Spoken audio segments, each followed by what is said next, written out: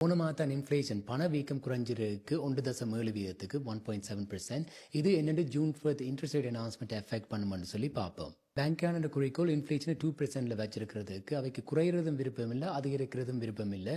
முக்கியமான காரணம் இன்ஃப்ளேஷன் குறைஞ்சது Mark Carney carbon tax, consumer carbon tax remove பண்ணபடியா கேஸ் பிரைஸ் வந்து 18% போன வருஷத்தோட ஒப்படைக்க குறைஞ்சிருக்கு. அதே மாதிரி டோட்டல் எனர்ஜி பிரைஸ் வந்து 12.7% 12.7% குறைஞ்சிருக்கு போன வருஷத்தோட ஒப்படைக்க. ஃபுட் அண்ட் டிராவல் காஸ்ட் வந்து 3.8% அதிகரிச்சிருக்கு. ஆனால் சில ப்ராடக்ட்ஸ் காஃபி பீஃப் எல்லாம் 13% 16% அதிகரிச்சிருக்கு போன வருஷத்தோட ஒப்படைக்க. பேங்கோட முக்கியமா அன்எம்ப்ளாய்மெண்ட் இன்ஃப்ளேஷன் நம்பர்ஸ் தான் பார்க்குறவ வட்டி விதத்தை கூட்டுறதா குறைக்கிறதா இல்லை அப்படியே வச்சுக்கிறதா டிசைட் பண்றதுக்கு இடையில அன்எம்ப்ளாய்மெண்ட் வந்து போன மாதம் 6.2% போயிருக்கு. அப்ப அது அதிகரிச்சிருக்கு.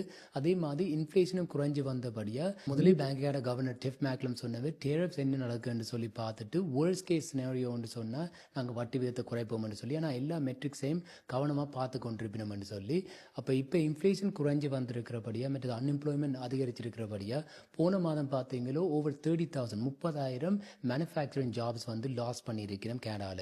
So most likely I think இந்த பர்சனல் ஒப்பீனியன் படி ஒரு 0.5 அல்லது 0.25% ரிடக்ஷன் நடக்கும். இது ஒரு 60-40 சான்ஸ் தான். ஆனால் அதுக்கு முதல் வேறு மெட்ரிக்ஸ் நம்பர்ஸ் வந்து இன்னொரு அன்எம்ப்ளாய்மெண்ட் நம்பர் வரப்போகுது மே மாதத்துக்கு. அதெல்லாம் என்ன நடக்குன்னு சொல்லி பார்த்துட்டு தான் நான் டிசைட் பண்ணுவேன்.